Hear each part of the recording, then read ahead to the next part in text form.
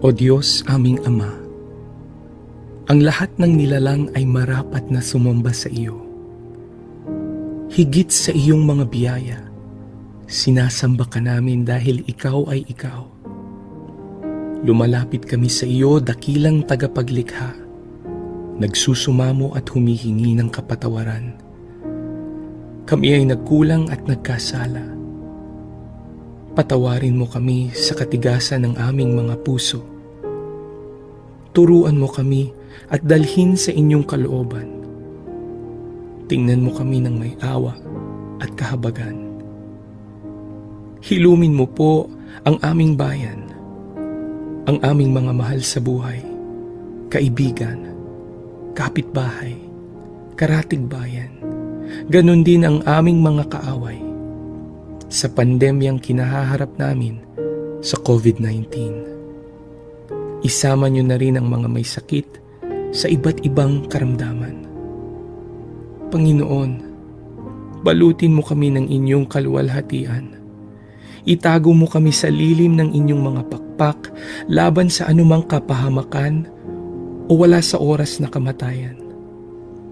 Kristo, ang tinapay ng buhay, alalahanin niyo po ang mga namumuno sa aming bansa, ang mga ilaw at haligi ng bawat tahanan, at mga kawani na nagtatanggol sa aming seguridad at mga frontliners. Batid mo, Panginoon, ang mga dinaraanan at bawat ganap sa aming buhay. Espiritong Banal, aming tanggulan at gabay, imulat ang aming mga mata at ipakita si Jesus ang Panginoon at tagapagligtas, ang nag-iisang katotohanan at tanging daan tungo sa Ama. Wala nang iba. Purihin ka, O aming Diyos. Ang presensya mo ay tunay na biyaya ng aming buhay. Ito ang aming samot panalangin sa pangalan ni Jesus, Kordero ng Diyos na nag-aalis ng kasalanan ng mundo. Amen.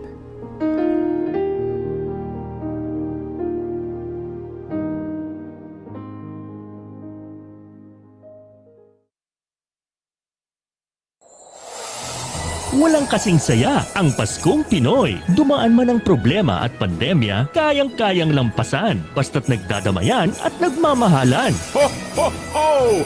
Merry Christmas! Tuloy na tuloy pa rin ang Pasko dito sa V81 Radio Worldwide. Ito ang paborito ng bawat Pilipino. Basta all hits, all Pinoy, panalo. Merong kwentong iyakan at tawanan. Kahit nasaan ka man, ito'y mapapakinggan.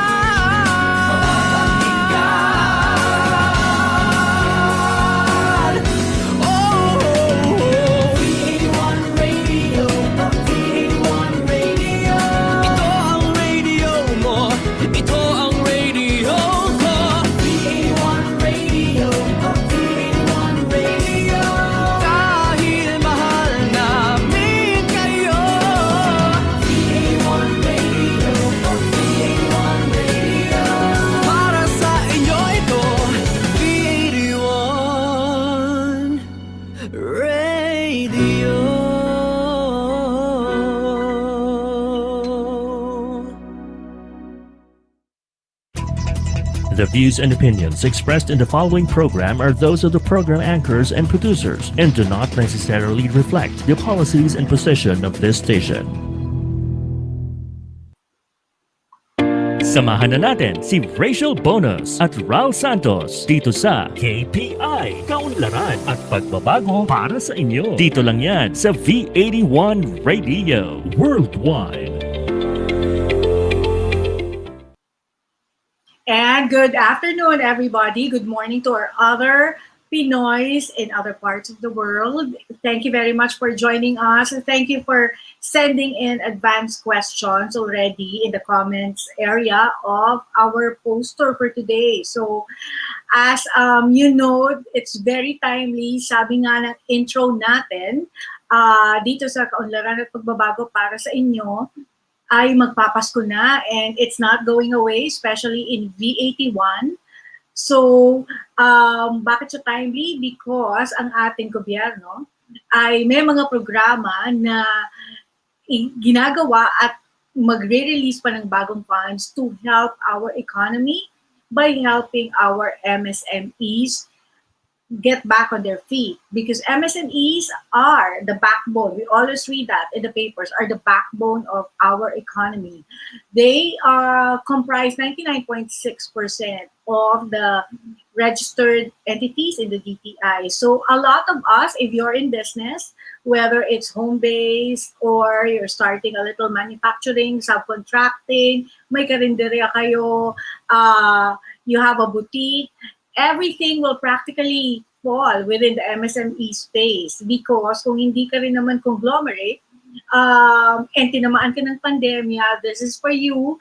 Madami ng katanungan, and we will be able to answer that, because DTI, we will see, has just released si 𝗓𝗏𝗏, the Secretary of DTI, has, we'll see in the slides coming up, has already said that it will be helping through the CARES program. Because of the Bayanihan Act, we have new funding for loans for MSMEs, and our slides will show kung ano ba yung new funding na yan, na ang magiging releasing agency ay ang Small Business Corporation, which is an attached agency of the DTI or the Department of Trade and Industry. Dahil ang guest natin ngayon ay ang kanilang VP na si Frank Lloyd Gonzaga.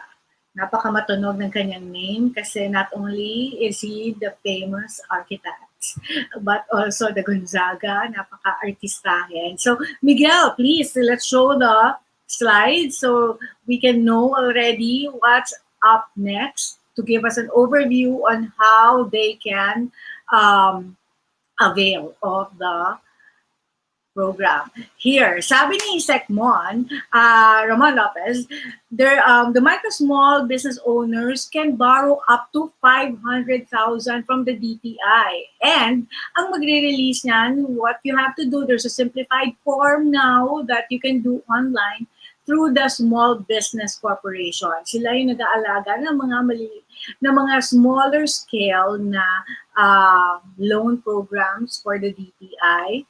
And this is through, next, makikita natin, will be, Secmon says that the CARES program already gives zero interest nga ba?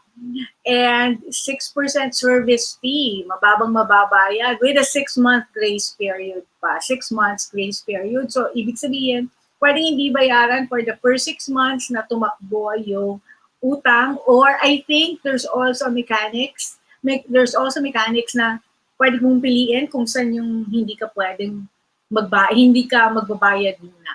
So the 12-month loan becomes 19 months, for example. All right, next. So here would be, if you go to their website, SB Corp, so that's for Small Business Corporation, you can just Google that. You will see that there's simple mechanics, and then if we move over to the next picture, makikita natin kung ano yung mga requirements. All it needs, actually, we will get more clarity from Mr. Frank na kailangan lang ng barangay certificate, business certificate, DTI, depending on the size of your negosyo. Pero, yun ang tatanungin natin kasi merong nakalagay dito na pwedeng yung interest rate ay 4%, 6%. So, paano ba talaga? Akala natin zero interest, sabi ni Secmon, according to the news clip a while ago. And then, kung OFW ka naman, makikita natin yung mga next slide na meron ding programa para makatulong. But wait a minute, ito pa yung how to apply, which Mr. Frank will explain more about. And ito yung sinasabi ko, merong percentage kung magkano yung interest. Pero sabi nga ni Secmon, 0%. Katulad dito, merong 12 to 24 months, it's I think 6% interest rate, or is it 6% fee, closing fee? And the next slide will be, meron tayong more. This ones, you can go to either their website, the Small Business Corporation, or their FB page or the Facebook page. And the following would be for lahat tayo nangangailangan. A simplified version of what you will need to submit. The DTI or SEC registration, mayor's permit, tapos pala post-dated checks. Pero ang alam ko rin, everything is supposed to be online na. So that's another concern that we will ask Mr. Frank. And then the next, of course, in FS, okay, kung more than 200,000 to 300,000 ay lesser yung inyong ibibigay na requirements. So it's really more like borrowing from the bank, except that mas mababa yung loan amount. But of course, there's an approval process. Tatanungin din natin, since everything can be done online, there's a form online that you can submit and you can attach all these. Tatanungin natin yung time frame, kung gaano katagal. And then next will be meron, kunyari, karinderya in a community, yung mga barangay na katulad sa Barangay Rojas, Barangay Kalusugan, laging handa. Marami dyan small enterprises, either bakery or karinderya. Pwede kayong humiram ng 10,000 to 50,000. Ano lang ipapakita? Na kung meron kayong food cart o meron kayong pwesto, and of course, meron kayong either it's a deep fryer or refrigerator, and the barangay business permit. Kung more than 50,000 hanggang 150,000, magkakapakita na kayo ng DTI registration or SEC, depending if you're sole proprietor DTI. If you're already a corporation, that's SEC, at barangay business certification or permit. Ngayon, kung more than 150,000 ang inyong hihiramin, ay may kadagdagan na both post-dated checks ang kailangan isubmit din. Pero paano yan kung nasa probinsya kayo? Kanino nyo isasubmit yung post-dated checks? At is there an electronic way to transfer funds? Yan ang mga tatanong natin kay Mr. Frank. And then the following will be kung ano pa ba ang ibang kakailanganin sa susunod na picture. Okay. And meron tayo, tatanungin din natin because originally ang Small Business Corporation, meron silang lending program for the OFWs na babalik kung gusto nilang magkaroon ng bagong negosyo. Dahil nga syempre, kunyari nakapag-ipon sila. At meron pa rin P3. So, yan yung mga kaklaruhin natin. So, stay on. We will be back right after the break. And Mr. Frank is just right in the backstage. And we'll be talking to him to get more clarity at sasagutin na kagad yung mga tanong ng mga naglagay ng questions sa poster who sent them ahead. All right, we'll be right back and Miguel will take care of showing our short clip. Magbabalik ang KPI, Kaunlaran at Pagbabago para sa inyo sa V81 Radio Worldwide. Pagpatak ng 7, dapat lahat nakatutok sa amin. Catch these programs at 7 p.m. Pacific Time. Talk Shop Asia Global, USA Edition with 𝗕𝗏𝗄𝗏 and 𝗟𝗏cie𝗇𝗴𝗏. Home Not Alone sounds from home with Papa Gio and Freedom in Christ with Felsen. It's all about entrepreneurship, entertainment, and enlightenment. Back-to-back programs at 7. LA at 7. LA at 7. Exclusively on V81 Radio, Los Angeles.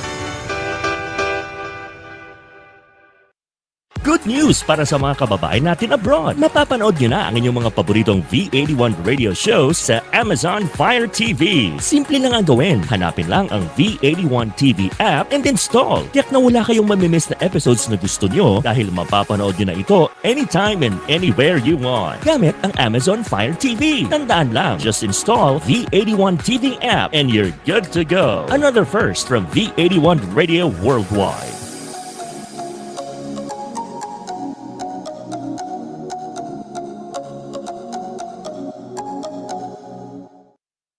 Balikan na natin ang KPI, Kaunlaran at Pagbabago para sa inyo sa V81 Radio Worldwide. And we are back, so we will call in already our guest, who is the man of the hour, because marami talagang tanong, si Mr. Frank Lloyd Gonzaga, who is the Vice President of Small Business Corporation and attached agency of the DTI for the Innovation and Advocacy Group. Okay, Mr. Frank. And si Mr. Eric also. Mr. Eric first pala. Para naman nandito na rin tayo. Hi, Eric! I'm so happy. I thought you were not going to make it like right for the intro. Eric here is the president of the Association of Filipino Franchisers of the Philippines, of course. And he's the chairman of the board, and he is the president of the Retail Academy, Training Academy, who does training for MSMEs. So mostly MSMEs are family-owned businesses. So yan yung kanyang developmental training na ginagawa. And he's here to give more for in the discussion. Kasi aside from that, mentor din ho siya sa DTI programs, the mentorship program. Ano na tawag, Eric? If you could please say hi to our nationwide and other kababayans abroad. Hi, good afternoon, Rachel. Thank you for inviting me over. Thank you for that introduction. I'm with the AFFI, or Association of Filipino Franchisers, Inc. It's a association of homegrown brands whose business model are into franchising. We are 20-plus-year-old organization, and we are the home of the MSME franchisees and franchisers. Privately, I own Retail Academy Philippines. It's a training company for Filipino companies who are into retail. Initially, 10 years ago, we started this training for frontliners. Today, we have actually morphed into a consultancy firm doing organizational development for family businesses. Well, actually, there are some clients who are not family business owned, pero still the same concern, still with organizational development.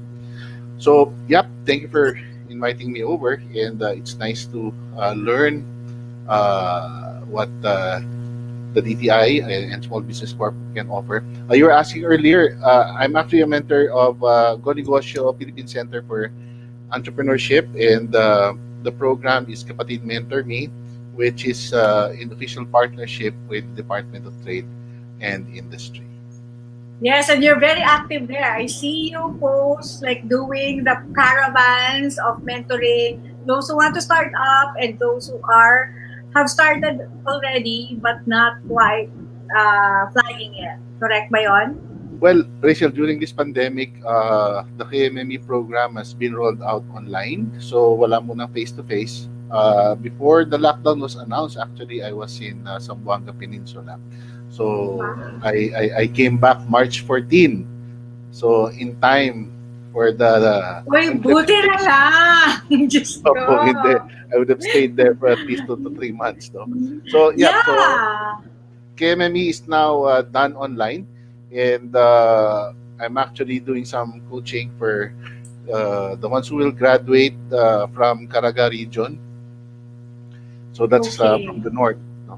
So it's an ongoing program courtesy of 𝗕𝗂𝗀𝗊𝗿 PCE and DTI. Okay. Timely enough, Mayor Beng 𝗙𝗂𝗄 as a guest, who's the Zamboanga City Mayor and who is just so admirable. So, and then you, parang everything's just falling aligned. Now, They're friends of my wife's family. My wife's actually from Zamboanga City. Bacano, wow. So, sa mga members nyo, meron bang nakapag-avail sa Small Business Corp ng loan or from the P3? Kasi bago ito, meron na talagang P3 ang Small Business Corporation or ang DTI. Well, I'm not sure about the P3, pero dito sa during the lockdown, I believe meron. I'm not sure lang kung ilan. So, kaya sabi ko ngayon, it's very timely that you invited me over. So, we can also echo to the members of AFFI. O siya nga pala, hi to President 𝗕𝗂𝗏, our President of AFFI, past President 𝗕𝗂𝘀, and the rest of the board. So, kamusta po kayong lahat at lahat ng members ng AFFI. You know, last year, Rachele, we opened associate membership category. These are entrepreneurs who are not yet into franchising but who would like to learn. So it's like a hand-holding program for those who want to get their businesses franchisable. Oh, okay. So, are you the only franchising association and how many members do you have? Well, as far as franchising organization, there are quite a number of us in the industry. So we call ourselves colleagues in the industry. So as far as number of members, we're around 300 plus. The last time I checked. And so, what kind of industries are they? Well, majority are into food and beverage, and there's some in service, and yeah, that's it. Major two categories that find our members in the malls, of which some of them are actually re-engineering, or what we call this lockdown, popular word, pivoting their business. Some of them are actually doing reselling. So some are opening. You'll be surprised. She's actually opening collaboration with some brands, pero outside the mall. Yes, he was telling me about it because right now he's just in 𝗕𝗏𝗏𝗏 taking care of some personal business. But just right after the quarantine, he's able to open like 53 outlets, I think, for tempura, and he was able to innovate so well, like allowing other businesses to have additional source of revenue. Yes. By putting up, he has tempura, then he did the tempura frozen kits, and he was the first for it. Kasi anong tawag na nga sa tempura brand niya? Yung Toki Tempura, then he actually launched with his wife Jenny, tempura kit. No? And on my side, I'm actually also a franchisee of True Blends milk tea and coffee. So yung past president 𝗕𝗂𝘀, he's the franchisee. Ako naman, while I do my consulting and the training, meron akong brick and mortar, pero ngayon we're pretty much into deliveries also. And then my family operates our 40+ year old, we have our own food business that's been there for the last couple of decades. Which one is this? Just so people. I haven't really promoted it, just because we focus it in our local community in Makati. It's 𝗘𝗏𝗏𝗏 Kitchen. Where is that? I'm from Makati. We're in Corp is in Makati. We're in 𝗕𝗏𝗏𝗏 near Washington. Look at that. Then mas malapit siya sa SB Corp. Tingin ko. At malapit din sa akin. Yeah. 𝗕𝗏𝗏𝗏 So tawagin na natin, speaking of Small Business Corporation, let's call in our Vice President for Small Business Corporation for Innovation and Advocacy para explain niya. Kasi marami na nagtanong sa poster kung paano ba na makakahiram sa DTI. Yes, so si Mr. Frank Lloyd, right? No, Mr. Frank Lloyd Gonzaga. Hi, good afternoon, sir. Thank you very much. At i-explain nyo, madami nagtanong 2 days ago, kung paano daw ba makakakuha ng pondo from DTI. Good afternoon, Rachel. Good afternoon and good morning po sa ibang ating mga kababayan sa ibang panig ng mundo. Sir Eric, magandang hapon po sa inyo kung nandito kayo sa Pilipinas. So, Ma'am Rachel, was listening to you. I couldn't have explained it better. Maraming salamat po at ipinaliwanag nyo ang aming mga programa. And Sir Eric, I'm also looking forward to meaningful discussions with you. And I have actually tried to contact si Sir George, 𝗕𝗂𝘀𝗴, for the AFFI. Sana after this we can extend our conversation further. Apo. Definitely. Okay, so sino ba yung pwede mag-apply ng pondo pwedeng makahiram? Kasi merong nagtatanong, paano daw ba? Ano ba? Pinakita na natin na magbibigay lang kayo ng 𝗕𝗍𝒄 or DTI or barangay certificate. And then, nung kausap ko yung isang team member ni Sir Frank, sabi all online na. So, meron bang app? Meron, Yeah. or, yeah, you have an app? Hindi, wala. Well, yeah, but I was just reacting. Thank you, but bago yan, let me just thank the V81 Radio. I believe that you're doing a very good job, and thank you for advocating for our micro and small medium enterprises. Isang paglilinaw lang, Ma'am Rachel, ang Small Business Corporation ay isang GOCC. So kami ay isang government-owned and controlled corporation na administratively attached sa Department of Trade and Industry. So tama po kayo na kami ang lending arm ng DTI. Kumbaga, because the chairman of the board is the secretary of the Department of Trade and Industry, that's the reason why we're administratively attached to the DTI. Opo. Ngayon, doon po sa question po ninyo, lahat po ng enterprises ngayon sa Pilipinas ay pwede pong mag-apply. So everyone's qualified, except that we limited this to those who have been existing a year prior the imposition of the ECQ. So kumbaga po, kailangan po may 1 year na kayo nung March 15, 2020. Meaning you have started your business March 15, 2019. Apo. The reason for this is that the fund that we have allocated initially, isang paglilinaw din po, yung P3 fund. Tama po kayo, you were talking about the P3 fund kanina. Ito yung pondo para sa pagbabago at pag-asenso under the General Appropriations Act po yan. Ito pong the kadahilanan why we designed it this way is because we want to make sure first that we're able to sustain employment. Ang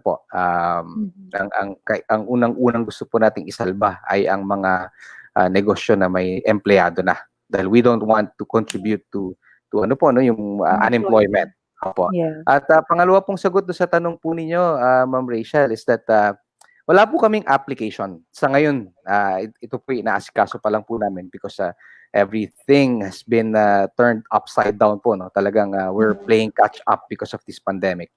But we have made our application online, so through the internet po, not necessarily an app, but you can apply online now.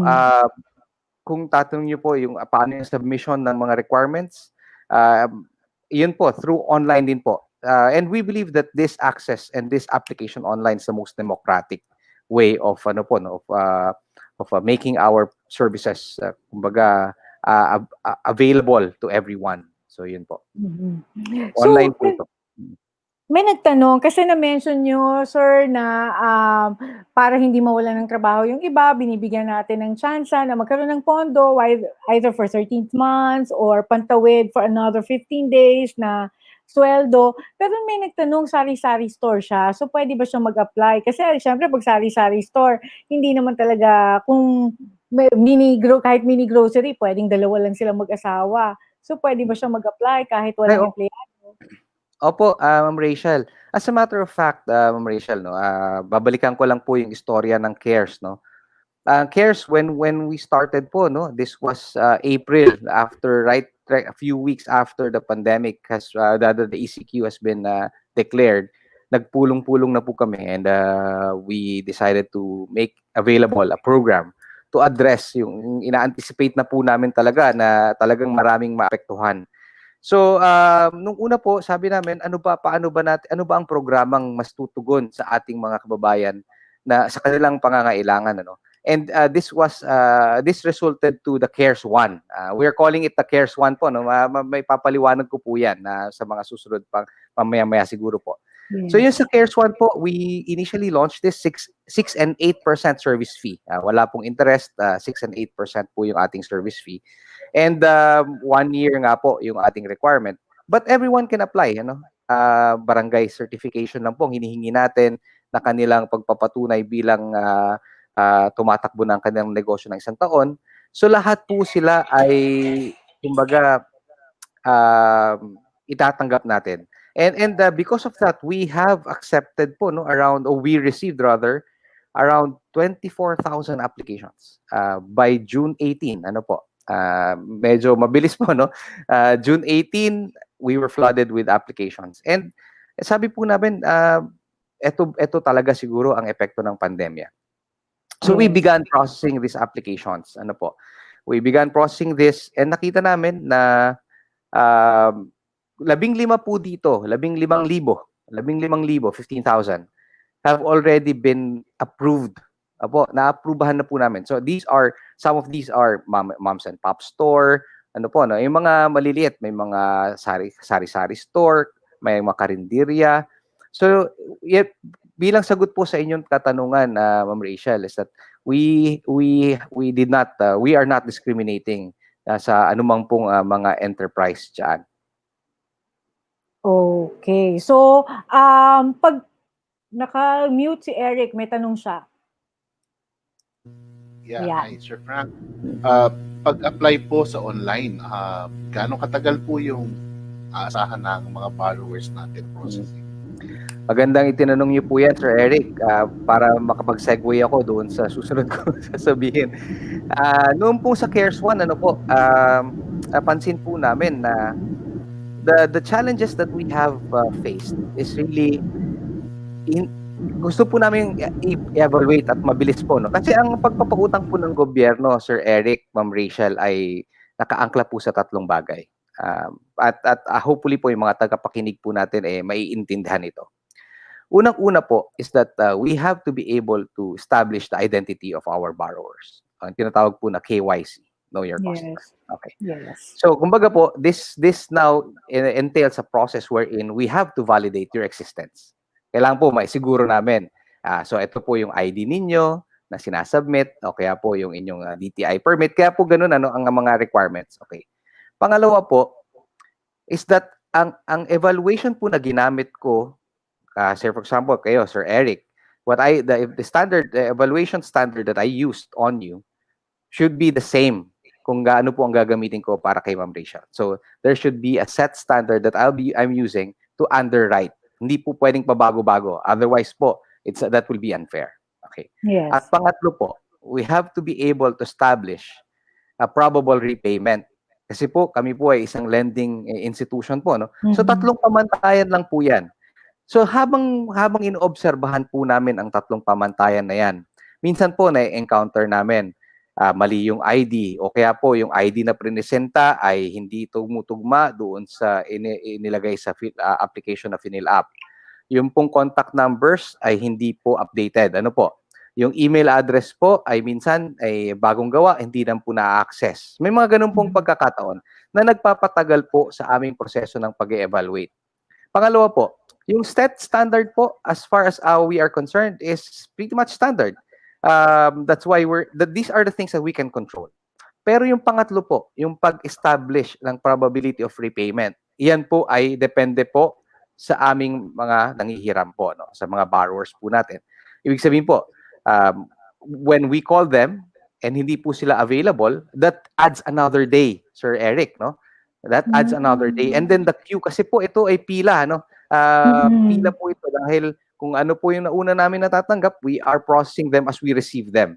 So kumbaga po, if you are nasa queue ka, nakapila ka today, and we were not able to contact you because of course we have to establish po, uulitin ko po, we have to establish a probable repayment. Dahil kung hindi po namin to ma-establish at we're not being good stewards of public funds. Parang ano po, irresponsible po kami kapag po hindi namin to i-verify. So, Sir Eric, dahil po dito, we noticed po na medyo matagal ang processing period.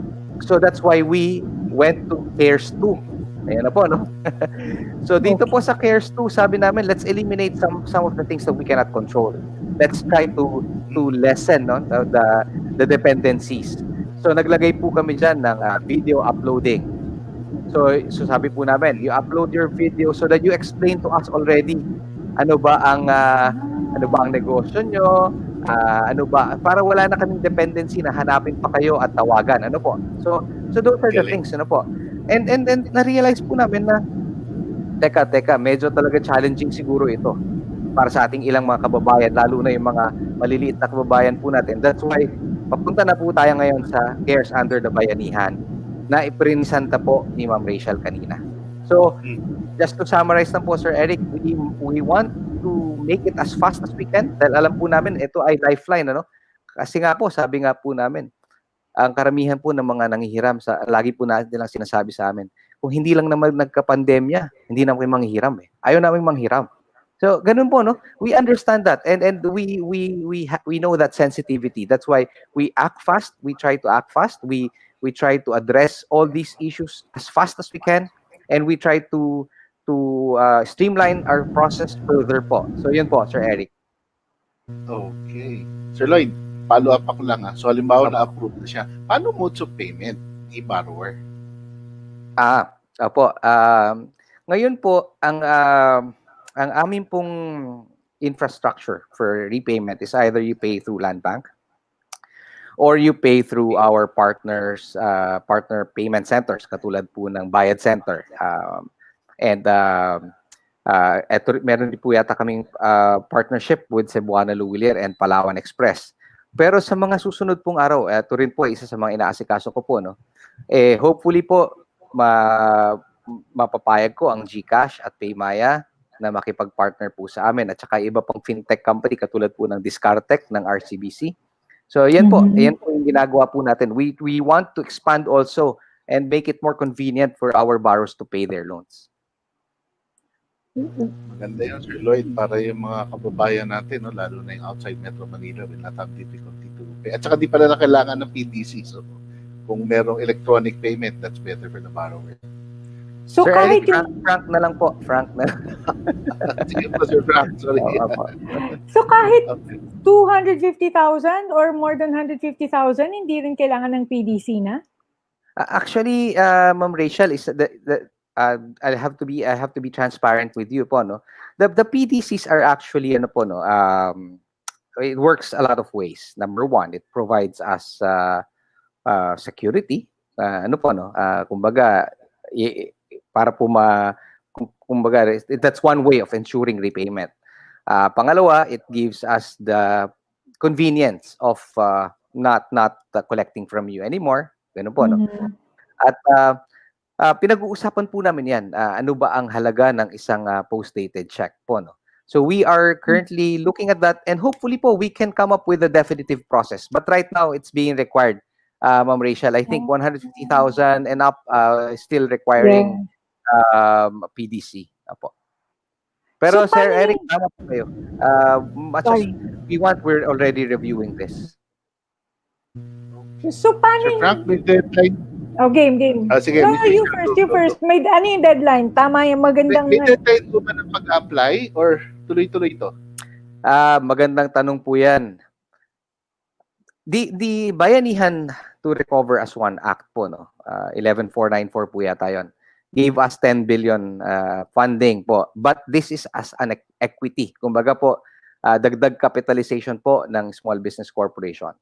Ang 6 billion po dito ay naka-allot para sa tourism-related enterprises. At yung remaining po na 4 billion will be to expand the CARES program. Okay. Opo. So ang ano po dito, Sir Eric, is ay pinag-uusapan po namin, is there an end to the program? Tama po, no? Ang nakikita po namin dito is that siguro po kung ang deklarasyon na tapos na ang pandemya, the program will be recapped. O kumbaga mag-wrap up na. But nevertheless po, the Small Business Corporation will continue on existing. Opo, and we will continue our mandate of championing for the MSMEs. Maganda po, no? Hindi ko po sinasabi maganda po ang pandemya, pero maganda po na nakikita po namin ngayon ang kahalagahan ng itong mga tulong na ito na dapat direkta Kasi po noon, kumbaga ang lending po natin ay hindi pa masyadong kilala. Ngayon po, sa tulong po ng ninyo and ng V81 Radio, among others po, no, na lalo pong nalalaman po ng ating mga kababayan na meron po palang Small Business Corporation. Hindi na po kami, kumbaga, hindi na po tatanong na ano ba yun, meron palang ganun. So, ganun po, no? Kaya po, hindi naman po maganda yung pandemya, pero we are thankful that we are being known. So, yung programa po namin will continue. Yes, that's true because before I got involved in my previous work as a consultant at the IFC, hindi ko alam na, kasi lagi ko na naririnig that DTI helps financially the small businesses, but I never knew there was an arm that actually does the dispensing for them. So iniisip ko, paano kaya nila nagagawa yun? Which particular department? Because I do have friends at the DTI. So, ngayon, kunyari, sabi niyo may tumatawag. So, paano niyo ginagawa yung KYC? Just through the videos and through the photos? And then, I found out that you use the negative NSIF, how would they call that? NFIS po. NFIS. Negative financial. So, puro negative lang. Because I was a consultant at the 𝗖𝗍, as I've disclosed, the Credit Information Corporation, which is a government-owned and controlled corporation also, just like small business. Ngayon, ang pakay kasi ng Credit Information Corporation is to give a 360-degree or 60-degree view of the person's paying behavior. Because pwede siyang tinamaan ng pandemya ngayon at hindi makabayad. So, may negative siya, which is what the NFIS shows.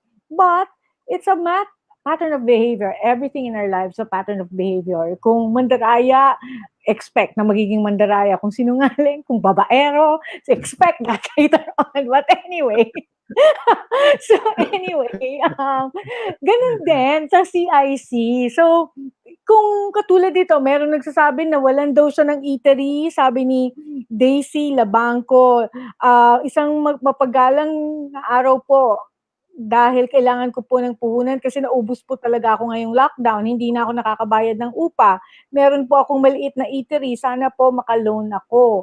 So, kung dati naman nagbabayad siya, kung NFIS, pag negative, automatic declined na siya, rejected ang kanyang loan. Ganun po ba yun? Ma'am Rachel, that's a very loaded po kasi ang behavior. Sorry. Well, actually, tama po kayo. The 𝗖𝗍 nakausap ko rin po si 𝗖𝗍 before during one of our meetings. And yes, I totally believe and I totally subscribe po to their intent na dapat 360 view, or tingnan natin ang kabuuan ng kanyang behavior. So may positive credit siya, may negative file information siya.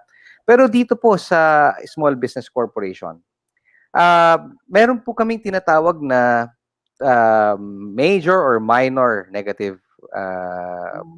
credit findings po, no? It's because we understand po that there might be some reasons why you were not able to pay. Katulad po nung dinidiscuss ko rin po sa 𝗖𝗍 na pag napunta ka ba sa listahan ng NFIS pero ang utang mo lang ay 5,000, does that already define you as a serial non-payer o delinquent na, no? What if that your inclusion in that list was a result of an unpaid annual fee sa isang credit card na hindi mo naman abroad ka, no? You went abroad, you were not able to close your credit card accounts, and then you got listed there because it ballooned. Yes. Because during that time po, when I was with Citibank po, no, May mga ganun pa dati. Pero they already Yes. adopted that process wherein they corrected it na hindi na dapat nagpa-pile up yung interest kung annual fee lang yan. And then they reverse it automatically, no? So, may mga ganun pong sitwasyon. That's why meron po namang tinatawag na minimal na credit, na negative credit, major credit findings. May mga ganyan po, no? And we understand that. And tsaka po we are also expecting na talagang yung ikaramihan sa ating mga kababayan ay hindi makabayad ngayong pandemya.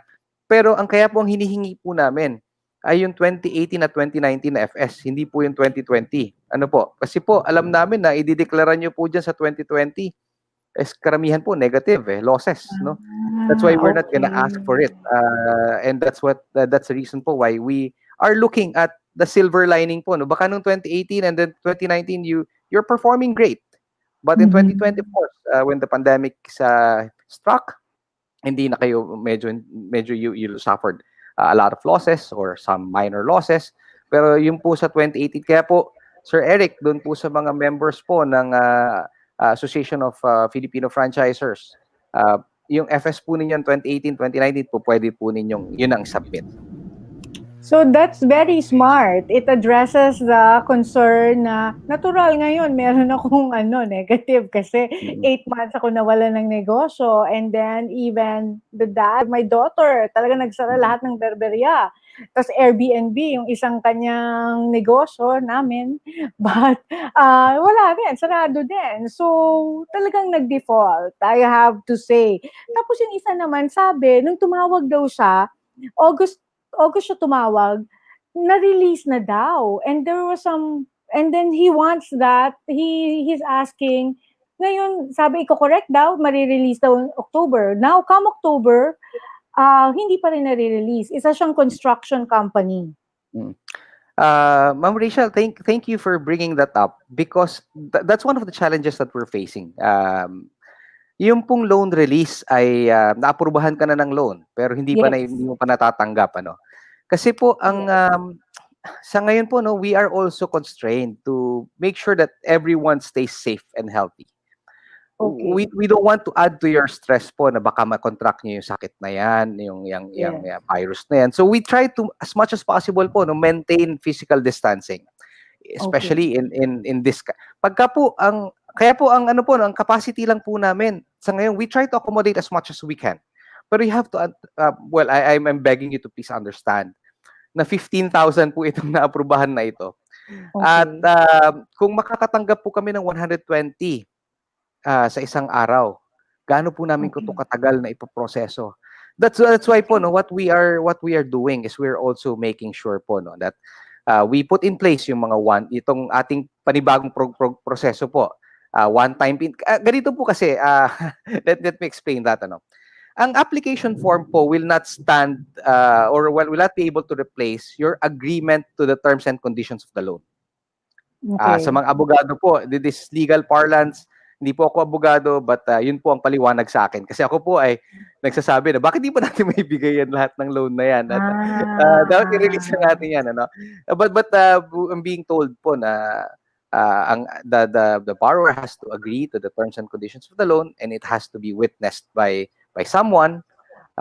So yan po yung mga ating mga limitations. So pagdating po sa loan releasing, the borrower has to fill up the loan agreement. Bibigay po sa kanya yan at isa-sign niya po yan physically, and it will be observed or witnessed. Ano po? Yan po ang isa sa mga challenges natin. But we are already addressing that, Ma'am Rachel. Kaya po come October 26, itong bagong proseso po, no, kakatuwa po ang Small Business Corporation dahil po true to its word, no, Small Business Corporation. Yes. We're adjusting as we go, no. Naririnig po namin ang lahat ng suggestion, ng lahat ng feedbacks, lahat ng reklamo, lahat ng magagandang salita. Naririnig po namin 'yan. At kami po ay nakakapag-adjust. That's what's good po, no, with very little bureaucracy. Yes. Sabi nga po namin, we're at the time where our businesses, our MSME sector is bleeding. That this is our time, and this is the time that they're bleeding and they need help, and we need to act fast, and we need to be more compassionate to them. Kaya po sa mga bawat problema na yan, we sit down, we look at our process, and then tanong sa amin, ganito, and then we fix it. Ganun po, no? Kaya po, humihingi po kami ng paumanhin dun sa mga natatagalan namin ng release. We are addressing it as we go. Pasensya po at nagtatagal kami sa loan release sa ibang mga aspeto, pero kaasa po kayo that we are trying to improve on it. So, Okay. May ibang loan services po bang offered aside from the one that's inside the CARES program? Sir Eric, dalawa po ang pinagkukuhanan ng pondo ng Small Business Corporation. Ito po yung unang-una po yung P3 fund. At yung isa po ay yung aming corporate funds. Ano po? Yung corporate funds po, ito po ay galing po sa aming capitalization that was given to us by law. Po. So yung capitalization po na ito ay nung naaprubahan po yung MSME, Magna Carta for MSME in 1991. We were given 1.5 billion po. No? At bilang isang korporasyon, kung yun po ang kapitalisasyon nyo, yun din po ang pwede nyong gamitin bilang pangpautang at to observe your mandate po or to follow your mandate. In 2017 po, nabigyan po kami ng... So kumbaga po, dun sa 1991 na pondo na binigay sa amin, yun po ang pinapautang namin. So we try to grow it, we lend it, ganyan po, no? Because that's only our capitalization by law. Come 2017 po, nagbigay po ang Kongreso ng... through the efforts of the President Rodrigo Duterte, ito po yung kanyang announcement na sabi niya, tigilan natin ang 5-6 at DTI ang magpapautang. The 2017 General Appropriations Act gave us 1.5 billion as additional, but this was allocated to the Department of Trade and to be administered by the Small Business Corporation. So ito po ay isang pondo po na pinapautang din po namin. So kaya po we always show po and tell people that this is under the P3 fund. Ano po? So ito po ay isang yung isang on the one side you have the corporate funds, and on the other side you have the P3 funds. So yan po ang mga klase ng pautang. So under the wholesale fund po, meron po tayo diyang under the corporate funds, meron po tayong wholesale dyan. Wholesale lending, ano po. And meron din pong retail lending. Wholesale lending, we lend to conduits like cooperatives, MFIs, yan po yung pinapautang natin. And then on the P3 fund, meron din po tayong wholesale na ikinonduit din po natin para po maabot talaga, no? Maabot po natin ang ating market na MSME. And then yung pong P3 retail, katulad po nung ginamit natin sa Yolanda, doon po sa Marawi, yung 𝗘𝗿𝗄𝗴, yun po yung mga ating and even Boracay rehabilitation nung nagkaroon po ng bagyo sa Boracay. So usually po, yun po ang pinagagamitan natin ng ating mga programa. Okay. So paano pag hindi po sila nakabayad, sir?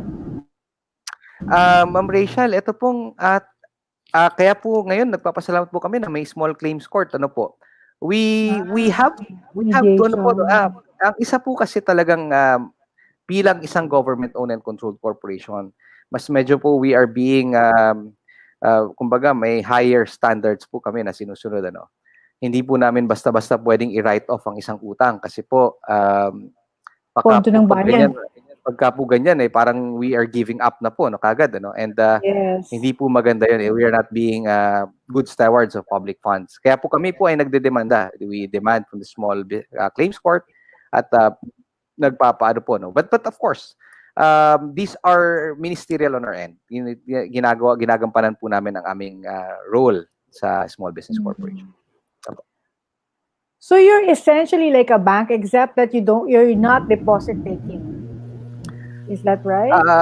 So you're not well, you can say that, Ma'am Rachele, no. But I'd like to consider ourselves as not a bank but a developmental financing institution, ano. Kasi kumbaga po yung pricing po, no, na kanina po nababanggit nyo kanina yung interest. Pupuntahan ko na po doon bago pa kayo pumunta. Yes. 0%. Pupuntahan ko na po yan.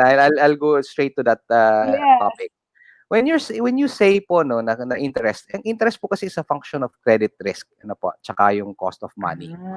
So kumbaga po, di ba, when you charge ang interest, ibig sabihin you're factoring in the credit risk that you are going to say to proper projected losses po ninyo due to credit risk, and then yung cost of money po ninyo kung magkano. But dito po sa small business corporation, at pupunta po ako doon sa kaninang binanggit nyo. Kung isang taon po ang inyong hiramin, that will be a 4% service charge. Opo. Now, we're not calling it, tama po kayo, no, that these are just semantics, no? Well, you have all the right to say na kala ko ba walang interest, yung pala may service fee. Ano po? Ang sinasabi po namin dito sa this is a financing cost. Meron po kasing cost ang aming pagpapautang dahil unang-una po may mga lagi pong tinatanong yan, no? Sinesweldohan naman kayo ng gobyerno, ganito, no? Ano po, no? Bakit kailangan kayo? Yung meron po kasing tinatawag na other administrative costs Yes. na hindi po katulad po ngayon na kailangan po namin ng dagdag ng tao to help us in administering these loans. So yan po ay costs po on our end. But if you notice po, and I believe Sir Eric will also agree with me on this, that the credit risk is not even factored in dun po sa pricing. Wala po talaga kaming charge dito. Ang kinukuha lang po namin dito ay yung kumbaga to cover some of our administrative costs. Some nga lang po subsidized. So talagang at 4% service fee, meron pa pong grace period ito na 6 na buwan or kahit po 3 buwan. Kasi depende po talaga sa borrower. Kung gusto niya na 3 months lang ang grace period, then they can do so. No?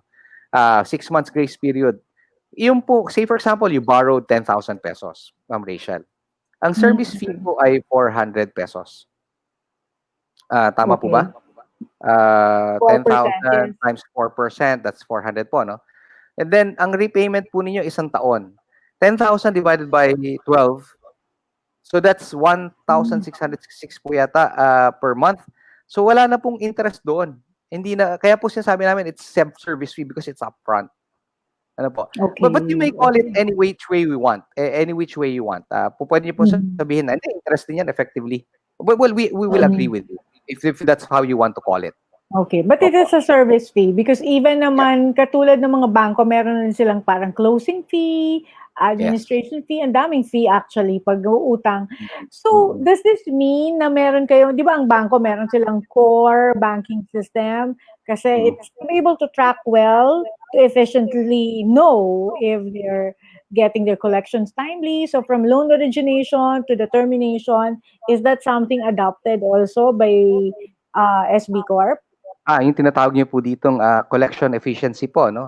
Or collections monitoring. We are doing that also, Ma'am Rachel, because we have to ensure the health of our portfolio. So we are monitoring yung mga past due rates. Monitor din po namin yung lahat. So yung system niya is like the bank. Meron silang tinatawag na core banking system. That's, meron mga providers for that. Yes, ganun din sa inyo. We have our own account management system po. Meaning nakikita po namin kasi ang past due rate po is measured on per bucket po, no? May 30 days, may 60 days, may 90 days. Opo, so may mga ganun pong buckets. And that's what we are also closely monitoring. So it helps us design better programs. It also gives us glimpses on the health of our portfolio. So that's a must po that we have to put in place. Okay, and then merong nagsabi dito na kaka-start lang. Question po kasi paano po yung kakasimula lang at mag 1 year pa lang this year? FS, ang financial statement almost wala, half year yung kaya estate. Makakahiram pa rin ba siya? Kasi kaka-start niya. Yeah, Ma'am Rachel, right now, I'm sorry to say, but wala pa po kaming programang ganyan. But please be assured po that we are studying these programs. Patuloy po kami nag-iisip kasi po sabi nga po namin, unahin lang muna natin yung mga may empleyado because the assumption po is that kung may isang taon ka na sa negosyo, malamang may empleyado ka. Ano po? Yes. That's an assumption. Tama po kayo na pwede namang wala rin siyang empleyado, but the general assumption is that baka nag-empleyo na to. Okay.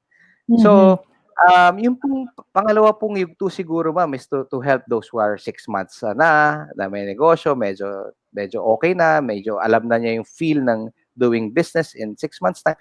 So, ito po ay pinag-aaralan po namin and makakaasa po kayo that katulad po ng nabanggit ko kanina, we are adjusting as we go and we are growing with our borrowers po. So, yun po ang maaasahan po ninyo sa Small Business Corporation. And then, naka-mute yata si Eric and wants to say something. Yes, Eric. Yeah, Sir Frank, there's a program of DTI with 𝗕𝗂𝗀𝗀𝗀 called Kapatid ng Termino. And during the program, they're oriented that after graduation, they can actually go to SP Corp. So actually, some of them might be watching us right now, yung mga graduates ng KMME. Sila ba pwedeng sumabay sa CARES program, or will there be a another lane that they can go to? Sir Eric, right now what we have in store ay kanina po i-flash na rin po ni Ma'am Rachele ito. Ito po yung Heroes program po, no. The Heroes program is helping the economy recover through OFW enterprise startups. So when we were designing po, sabi katulad nga po nung nabanggit ko kanina, patuloy po kami nag-iisip. At nang nakita po namin na marami pong napapauwi na ating mga kababayan mula sa abroad, no, repatriated, at nawawalan ng trabaho ng biglaan, na hindi man nila gusto, we decided to come up with a program. Ito po yung Heroes program. Sabi po namin, sana makapagpa-train tayo ng ating mga kababayan, and after their training, we can lend to them money for them to start a small business. So kami po ay nakipag-ugnayan sa Philippine Trade Training Center. Nasangay din po ng Department of Trade and Industry. So ito po, naumpisahan na po natin to. I think we are now on our 4th batch po, no? Marami pong nagre-rehistro. Pero ang tanong po dito, ganito po. The question is that, pwede raw bang mag-training sa iba bukod sa Philippine Trade Training Center? Kasi meron pong mga nagtatanong sa amin na the training there should be a mix in trainings. May synchronous at may asynchronous. Ano po? Synchronous training and synchronous training. So lahat po ito ay naririnig po namin. We are hearing all these suggestions. So katulad po niyan, the management has decided po, no, na sige, baka pwedeng kausapin natin ng UPI-SSI, baka pwede natin kausapin ng sir, baka po makausap din namin ng KMME and the Go Negosyo.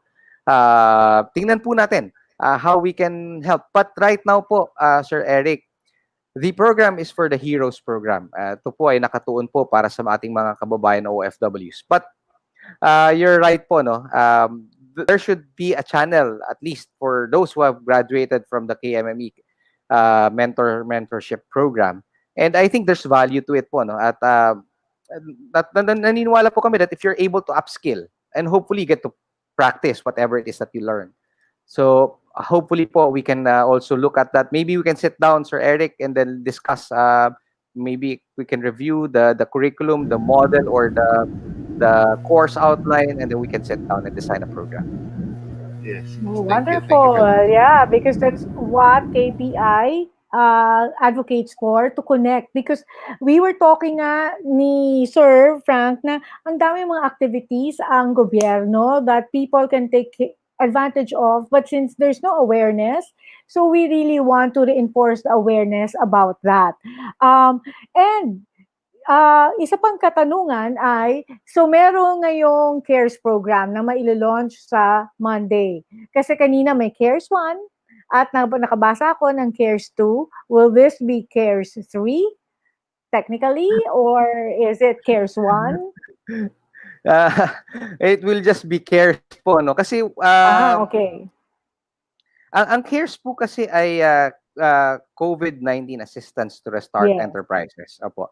Now we needed to distinguish lang po the CARES 1, because the CARES 1 we got the funds from the P3 fund. Again po, babalikan ko po kayo dahil meron po talagang P3 fund that's appropriated by the GAA.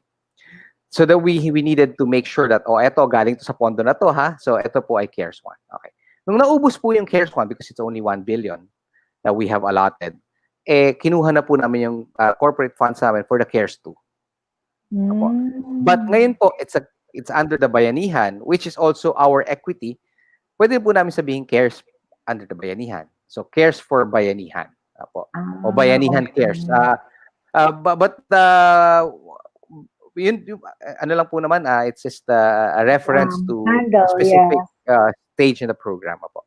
Yeah. So does this mean concurrently, pwede pa rin humiram from the P3 program. Ang tanong ay, hi po ma'am, magandang hapon po. Makakahiram pa rin ba sa P3 DTI program po ng small business loan? And on Yes, top, separately, I mean, is that something that you can still afford to lend out concurrently with the CARES program? opo, ang kagandahan po ng P3 program ay ito po ay talagang ano po no, sagot natin sa what how do you call COVID. this? Yung Disruption. P3 po ay talagang sagot natin laban sa usurious lending po no. Yan po ay ayan po yung ating war chest. Ang nilalaban ang isa bago po ang pandemya, ang isa sa mga problema po natin ay access ng ating mga micro, small, medium enterprise sa affordable rates. Yan po ang isa sa mga unang. So before the pandemic, ang pangsagot natin diyan, labanan natin ang usurious rates, no? To make it more affordable. Ang usurious, let's call it by any other ano po no, 5-6. I hope it's not ano, maski na hindi siya politically correct na term, ay 5-6 na po no. Itong 5-6 po ay isang 30 billion per year industry. It's a 30 billion per year industry. Kung lalabanan mo siya ng war chest mo ay 1 billion or 2 or 3, 4, you'll not be able to fight it. Ano po, no? Hindi niyo po malalabanan yan. Yes. But the good thing with the P3 fund po is that ito po yung napapautang natin at kami po ay nababayaran. So may repayment po ito and we keep on just relending. So to answer your question, Rachel, tuloy-tuloy po ito. Kami po ay patuloy na nagpapautang para sa under the P3 fund. At hopefully po, no, kapag po nagkaroon na kami ng app, yan po yung kaninang pinag-uusapan natin, mas magiging liberal po yung pag-access ng loans. Ito po ay isa rin sa mga gustong pangunahan po ng Small Business Corporation, the development of an app. So makakaasa po kayo na hopefully by next year, we're already able to launch our own app where you can create your account, download it, parang GCash or Paymaya. Sana po. Okay, that's great that the future is getting brighter, di ba? So, dati, when you mentioned 15,000 enterprises ang nakapag-access ng P3 funds. Is that correct? Ng So, CARES 1 po, no? CARES 1. ng CARES 1. Lahat yan na-release na. Except approved. So, meron pang hindi I think meron pa na-release. kaming yatang mga 1,000 na lang yata na hindi nare-release.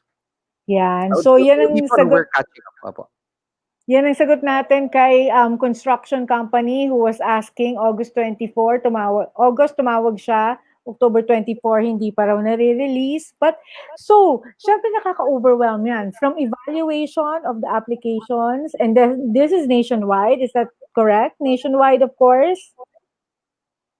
Nationwide activity. Yes, nationwide po. Pero ganito po, no? When you start receiving applications online, isa lang po ang pinupuntahan niyan na portal which is kami po, no? Opo. Okay. And then we refer it back to our regional lending. So ganun po ang nangyayari, ano po? Because we have office in Mindanao, we have an office in Visayas, and we have an office in Northern Luzon. So, and then of course the NCR and ito pong Southern Luzon, which is also the NCR. So may 4 po tayong opisina. At yan po ang ginagamit natin na mga centers po ng pag-release ng loan at saka po yung. Pero dati po kasi tumatanggap pa tayo ng manual application, no? And then we think that the manual application po is somehow hindi po ganun ka-efficient, ano? Kasi you have to go to our office, you have to fill up the form. So ito pong online application is liberalizing access to the services of SB Corp. And then pag apply nila online, then they can attach, do they get an acknowledgement receipt just like applying for a visa? Diba yung mga visa kanya? Yes, passport. Kapag po na-click niyo yung submit button, I just don't have the screenshot of that po, no. But you can click on submit, you will be given an acknowledgement through email na we received your application. At pwede nyo rin pong i-download yung finilapan ninyo online. So para po may record po kayo. Ano po? So when you click on that submit, ibig sabihin po na-file nyo na, touch nyo na lahat kasi hindi po kayo makaka-proceed from one step to another kung kulang-kulang po yung information eh. So meron po talagang you have to make sure that you fill up.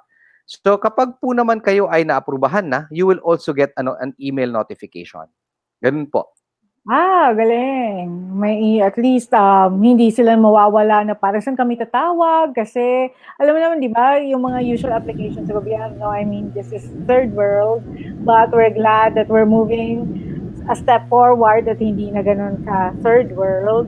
Okay. So, as a recap, kay Christine Diosan, ano pong requirements? Depende kung gaano kalaki ang hiramin nyo, but essentially, just barangay clearance.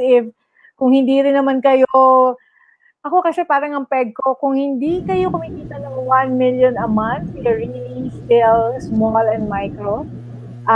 So, barangay clearance, if you're borrowing a little more, that's barangay clearance plus your DTI or SEC kung korporasyon.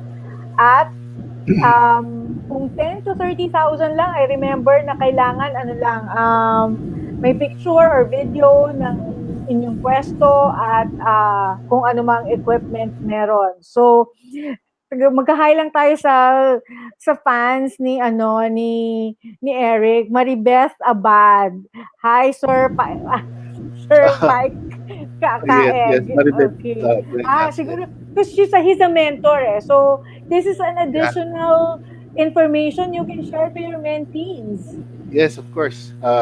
Maribeth is also coming from the KMME program, and then thereafter they became associate members of AFFI. Hi Maribeth, good afternoon.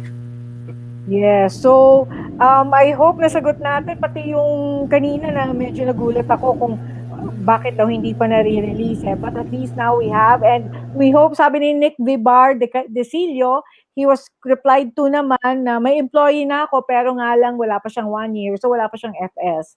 Actually. So, by tomorrow, they can go to your website. Can we say Tomorrow what the midnight, website is again? Midnight. Okay, tanyo people, midnight. So, huwag niyo munang i-clog kasi baka biglang nangyayari yan eh, di ba? Kahit sa Shopee or Lazada, pag masyadong marami, hindi sila makalog on sabay-sabay. At talagang Rachele. Yes. Opo. Sorry. Babalang kasing ko lang po, no? Dalawa po ang ating klase ng application po, no? Sir Eric. Kung meron po kayong BIR filed FS, then that's a separate process po, no? So, kumbaga, magla-login po kayo, and then if you click on you have a BIR filed FS, pag yun po ang in-upload ninyo, you can upload that BIR filed FS, then it directs you to another page. Kapag po wala kayong BIR file, wala po kayong ganung dokumento, then it reroutes po your direction to another page. Ito na po yung sinasabi niyo, Ma'am Rachele, na kakailangan niyo magsabi ng isang video, ng pictures. Again po, babalikan ko po, bakit po ganito? The reason for this is that unang-una po, we have to be able to establish po yung inyong asset size. Ito po kasama po kasi ito sa repayment, probability of repayment. So, because of physical distancing po, hindi na po kami bibisita sa inyo. Katulad po ng iba, di ba? Dati, si 𝗖𝗏𝗀𝗏, pupuntahan ka sa bahay mo, titingnan yung negosyo mo, titingnan yung inventaryo mo. So, kami po, we want to automate this by you submitting to us na lang in video. Ito ang aking mga stock, ito ang aking asset, ito ang aking mga makinarya na ginagamit sa aking negosyo. And that will allow us to evaluate and put, somehow an approximation of your asset size. At kung meron ka namang BIR filed FS, andun naman naka-state kasi sa BIR filed FS mo or sa FS mo na andun yung asset size, andun yung capitalization, equity mo, di ba? So, ganun po ang, because that's a product po of numerous iterations po and process enhancements. So, pagka po ganun, then it makes it easier for us to also evaluate. Okay. So, ayan, si Richard Lerios and Victor Payaw, yan, kahit sari-sari store pwede maka-avail ng tulong mula sa Small Business Corporation. At yun, kailangan nyo lang pumunta sa kanila bukas sa Monday ng hating gabi para malaman kung ano yung pwede nyong i-submit. Definitely, barangay clearance. Ngayon, kung medyo mas malaki-laki, then you can attach your BIR certificate already. And also, kung video or picture to as proof FS na po. and FS also. So yan, madali lang talaga. Although I must say, I can relate with them. It can get overwhelming.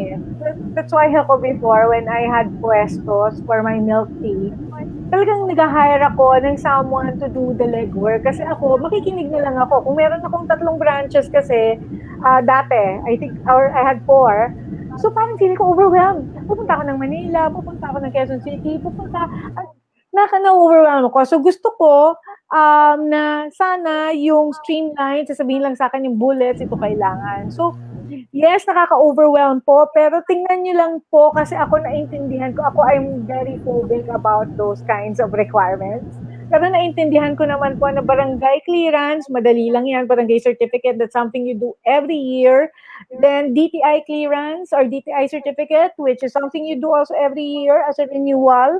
Kung sole proprietor kayo, lalo na yung mga sari-sari stores, small negosyante, karinderya, even milk tea stores can be, kung hindi naman kayo isang maraming milk tea.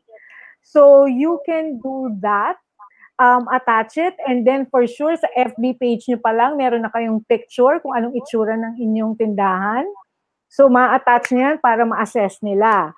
At meron daw isa pala, may isang question, sabi niya, he voluntarily surrendered his car during the pandemic. And so, that would be a negative against him kung sa NFIS. Hindi bagsak siya? Yun bang kanyang lagay?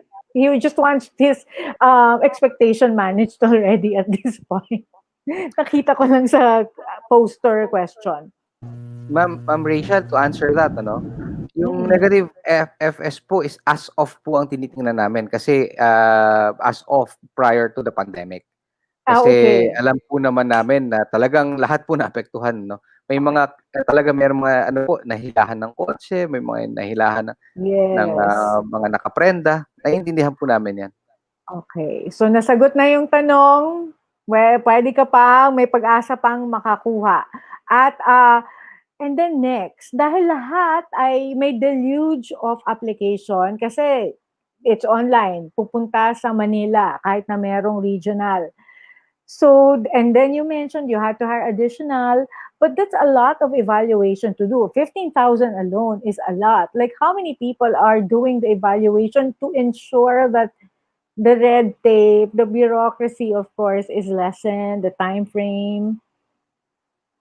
Ilang team, ilan yan? Yan po ang yan po ang sabi ko nga po kay President Luna Kakanando, yung aming pong President CEO ng Small Business Corporation, is that's her genius po, no. Nire-rationalize niya po lahat ng ating kumbaga every process po meron na po kaming naka-assign na mga personnel dito. Nakapag-adjust na ipa-plansya po namin kung paano namin tutugunan itong mga padating na application. So, habang kami po ay nag-aayos ng mga proseso, inaayos na rin po namin yung manpower complement that needs to back up mo.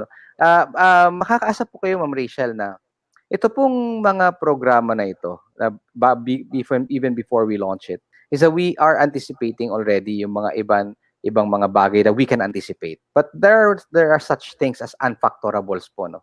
Yung mga hindi mo na i-factor in at there will always be unfactorables much as we want to prepare.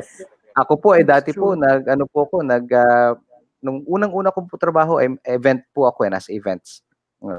And we try to as much as possible factor in everything that pati weather, pati yung response ng mga tao.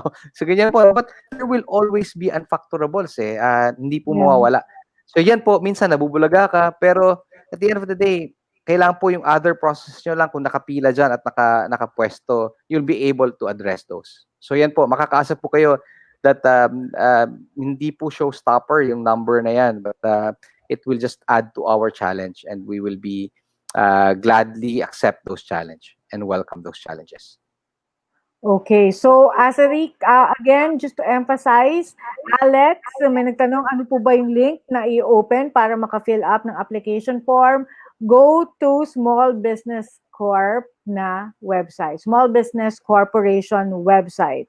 Paano po makakahiram ng puhunan? Again, small business, promise, madali lang. Kasi pagdating pa lang sa landing page nila or yung bubulaga sa inyo once you land there or even sa FB page nila, ay infographics na merong Ingles at merong Tagalog at meron by section sinasabi kung itong hiramin mo, pakita ka ng barangay clearance, at kung itong hiramin mo, may kadagdagan na DTI at picture, at sana po matulungan kami small business. At na ngayon po, pero kung papaasahin nyo lang po kami, mas lalo pong nakakasama ng loob. Hindi sila paasa, promise. Marami namang natulungan. Okay. Sa P3, nag-apply po ako, si Sally Reyes, nag-apply po ako ng loan sa P3, kaso denied po ang application. Pwede niyo po akong matulungan? Pares vendor siya. Baka meron ka kasing hindi sa, lahat tayo nagkakaroon ng negative. So, that could be a factor na nag-play in. Ma'am Rachel. Yes. Opo, agree dito po, no?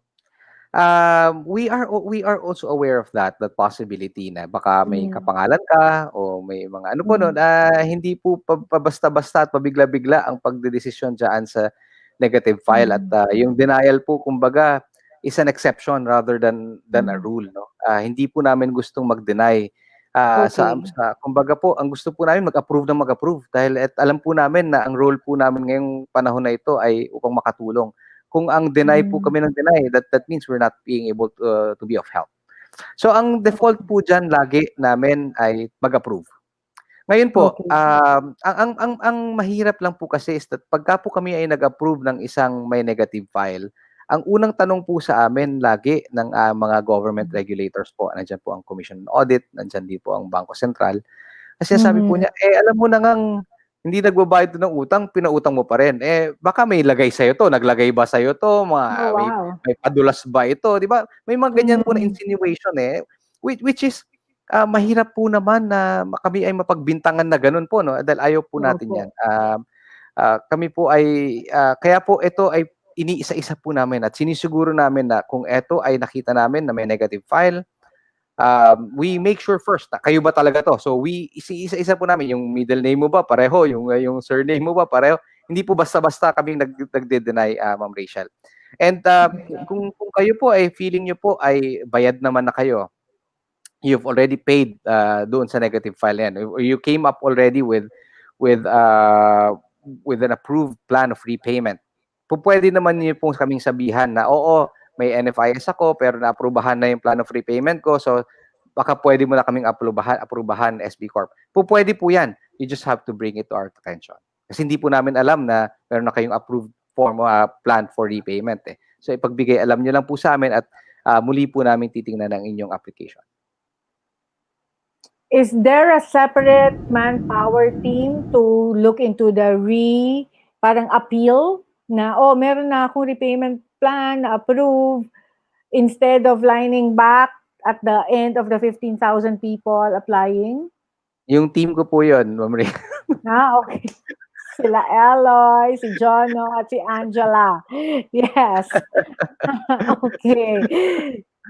Alright. So, tinitingnan ko baka may question din si Mr. Eric, ang ating mentor dito dahil Sir Frank, ang mga naka-BMB, pwede rin, no? They can attach their BMB certificates. Yeah. Opo, Sir Eric, I believe, ano po to, no? Ito ay isang bahagi din ng pagrekognisa ng Department of Tourism sa mga BMBE.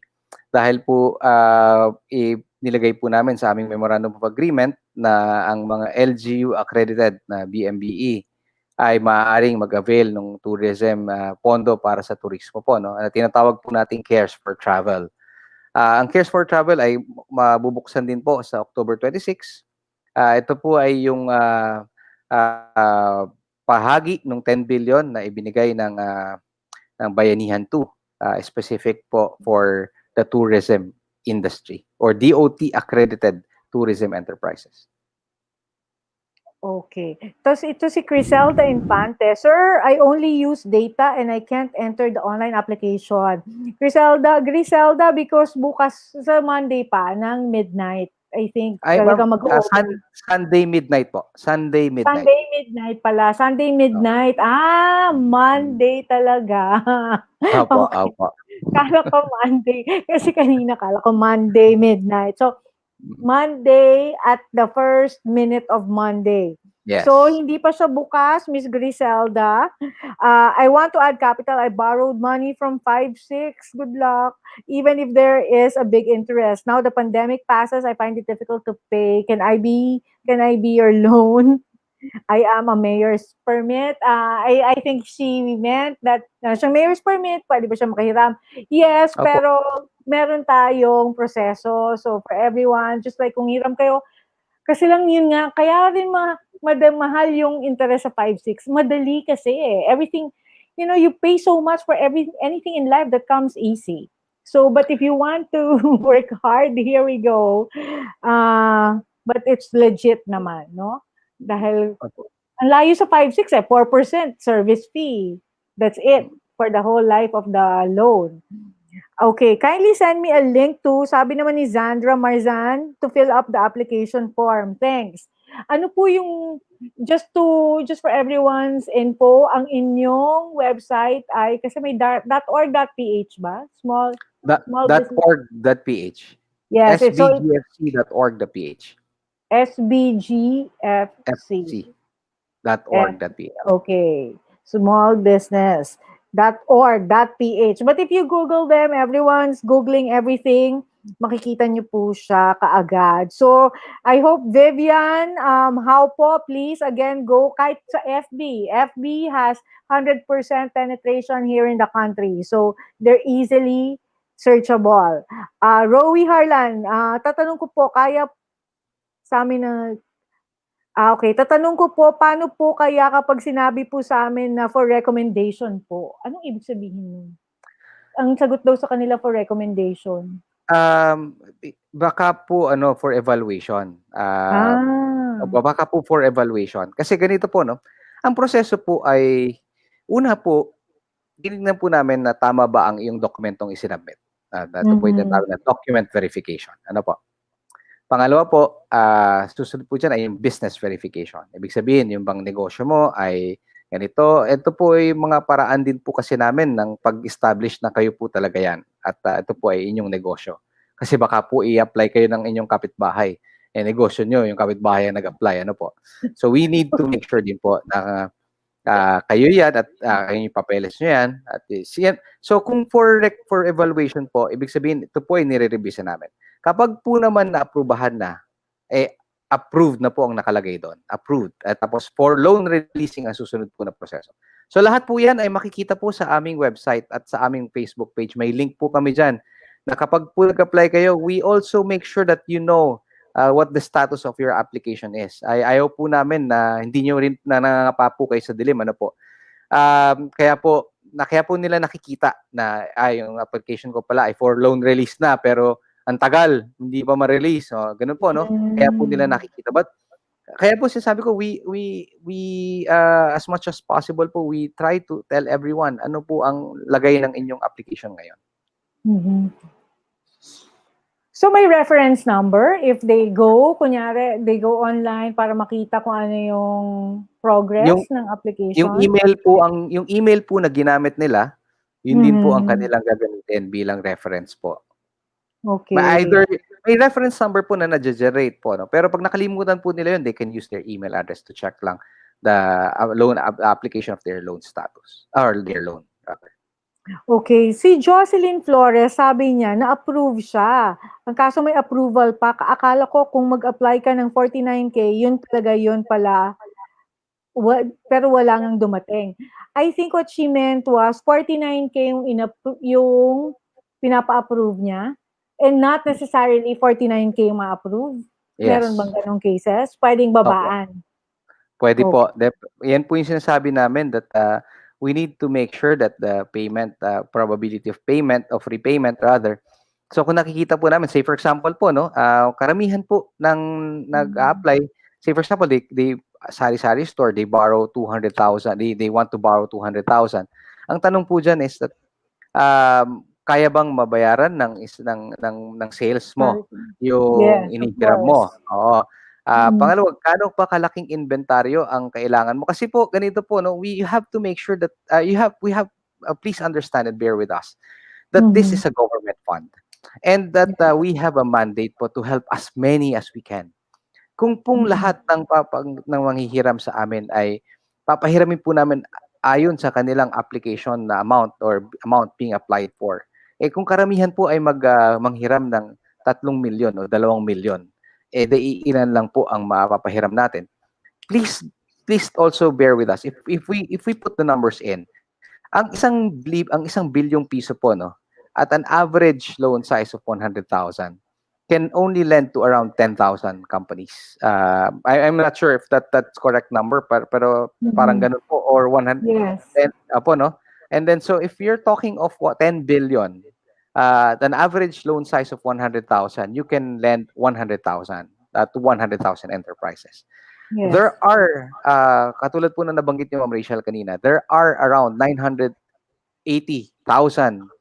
micro and small enterprises in the country. Ganun po tayo karami. Ano po? Ito po ay natawag natin na registered pa po, ano? And Yes. ito po yung unregistered po ay probably nasa 5 million po yata. Ganun po karami. And we have to make sure that yung pong ating tumatawag sa atin para humingi ng tulong ay mabigyan din po natin ng karampatang tulong. Are there any types of businesses that's off limits na hindi siya pwedeng, katulad kasi sa bangko, di ba? Meron yung, kunyari, you're politically tagged, meron silang unspoken kind of restrictions. Like if you're politically tagged or before, kunyari sa insurance, pag police officer, iba rin yung ibibigay sa yung rates kasi yung risk factor mo. Kaya ito natanong kasi, sir, nag-aalaga po kami ng mga broiler na manok. Pwede mag-loan pandagdag puhunan? Broiler na manok, kasi pang manok medyo high risk, peste, di ba? Sometimes they get hit by peste, they are swiped off on the face of the earth.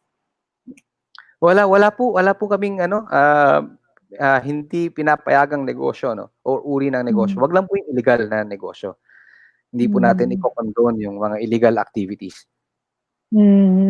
Okay, so sabi nitong na-approve na noong August 2020 pero October 24 we're not being notified of anything. Kindly guide us on this matter, when, where, and to whom we will get in touch with. Sabi ni 𝗟𝗵𝗆. Ngayon meron siya kadagdagan kasi dati kinento lang niya na na-approve pero ngayon October 24 wala pa. Ngayon, saan daw sila pupunta? Sir, ganito po, Sir Eleazar. Kung nakikita niyo po na ito ay labas na sa normal, ano po, maaari niyo pong i-email kami sa sbcorporation@sbgfc.org.ph. Ulitin ko po. Ang email po na pwede niyong email ay sbcorporation@sbgfc.org.ph. So kung tingin niyo po ay ang inyong application ay beyond na po sa mga proseso na dapat na pagdaanan.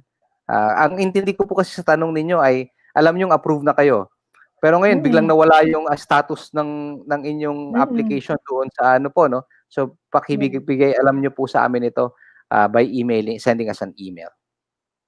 Okay. Ako may kadagdagan akong tanong dyan. Having worked for a government entity, it can get so overwhelming for the manpower, especially at 𝗖𝗄𝐶C, which is much smaller. Ano yung assurance ng ating kababayan na mga nag-apply pag napagsumulat sila sa SB Corporation at yung kasasabi nilang pong email na masasagot na hindi matatabunan? Kasi na-experience na yan personally ng iba na natatabunan eh. Kasi nga, syempre, ang daming tao ang daming taong nagpa-follow up. So, meron ba kayong process? Dapat zero zero emails during the day? Ma'am Rachel, ito po ay kumbaga well, maganda rin pong may pamahagi sa ating mga kababayan na ang mga 𝗍𝗍𝗃 sa Pilipinas ay patuloy naman na nag-i-improve po. Ang mga bawat pong proseso ay may manual po na tinatawag. So ibig sabihin meron po itong sinusunod na steps by steps. So kapag po ang isang email ay natanggap, by the way, ang email po na SP Corporation ay nasa aking pong departamento. Okay. Yan po ay hawak ko rin. So lahat po niyan ay pagtanggap, inilalag po yan, nakalag po yan. So meron pong monitoring yan. Binabalangkas po doon sa log na yan kung ano yung klase ng email at kung saan namin ipinadala itong email na to at kung mayroon kaming hiningan ng tulong sa loob ng aming opisina, kumbaga internal process, di ba? Ganyan po, nakalag po yan at ito po ay minomonitor sa aging. So kumbaga kung ilang pong araw na itong hindi nasasagot, nakalag po yan. At ito po ay ito po ay isang proseso na tinitingnan din po ng third party audit team po, yung ISO, tinitingnan po yan. Kaya po, pagka po ang isang korporasyon o kaya 𝗍𝗍𝗃 ay meron pong ISO na seal po, galing po sa mga third party. Malamang po, yung ilang mga proseso po niyan ay pumapasa sa audit at sa standard po na sinet po ng international standards.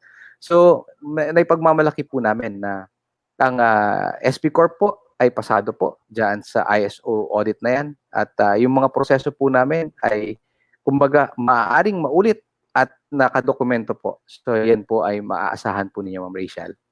Okay, just to certify to everybody that hindi yan magkaka-backlog kasi yung ISO, they have a particular audit process to ensure that you follow an process of excellence. Sabi ni Judith Gonzalez Laumone, Sir Frank, I have a home-based business and been more than 3 years now, and we only produce when there is an order. My product is a manual production, a very tedious job, so my production are limited. I would like to write you a letter so I can explain my situation better. I already have a big market in our province, a big supermarket siya. And this is the reason why I'm pushing to continue my plan of manufacturing and becoming a big supplier for our whole province. Before COVID, we already made a plan and process our documents for a proper commissary place, but due to pandemic, we can't continue. My small store is in the mall, has started last February 2020. And we start lockdown March 2020, 1 month. I like to write to you so I can explain better my situation. Gusto niya ng personal connect. Ma'am Rachel, ganito, we have taken all these concerns to mind when we were designing this program. Kaya nga po sabi namin, ano ba ang magpapatunay na ikaw ay nagnenegosyo na ng mahigit 1 taon? Ano ba ang magpapatunay? Ito ba ay kaalaman ng barangay? Is this kasi po we can only take we can only verify so much. Kaya po kailangan natin ng katuwang dito, katulad po ng barangay certificate na sinasabi po natin, meron ba kayong pagpapatunay at nasasabi ba ng barangay captain ninyo o ng mga kabarangay ninyo na kayo ay may nagnenegosyo na ng ganyan, ng 3 taon, 2 taon. But absent those information and proof po na pwede kaming mabigyan ng comfort na talagang ganun nga, sa we will find it also hard to approve a loan pagka po ganun. So kaya po kami isa po, kumbaga pakiusap po namin is makipagtulungan din po kayo sa amin na matulungan niyo po kami mapatunayan na kayo ay nag-exist na ng mahigit 1 taon. Kung ano man pong paraan yan, ibig sabihin, is it a barangay certificate? Meron na ba kayong resibo? O kaya meron po ba kayong makontrata that you can show to us na kayo ay nag-exist na ng matagal na? So ganun po, please help us help you. Yun po ang isa sa mga siguro magandang mantra po na pwede namin i-adapt. So meron bang, what could be the, kunyari mga 10,000 to 50,000 peso loan, is that something faster or the line or the queue still takes a big role in the approval process? Ma'am Rachel, wala po kami kasing dapat unahin eh. Kahit maliit o malaking amount yan, as soon as they come, we process. Ano po? That's the most democratic way po eh. Hindi po pwede namin i-segregate ng o mga maliliit dito, mga malalaki dito. Eh hindi po yun standard at hindi po yun fair to all concerned. Ano po?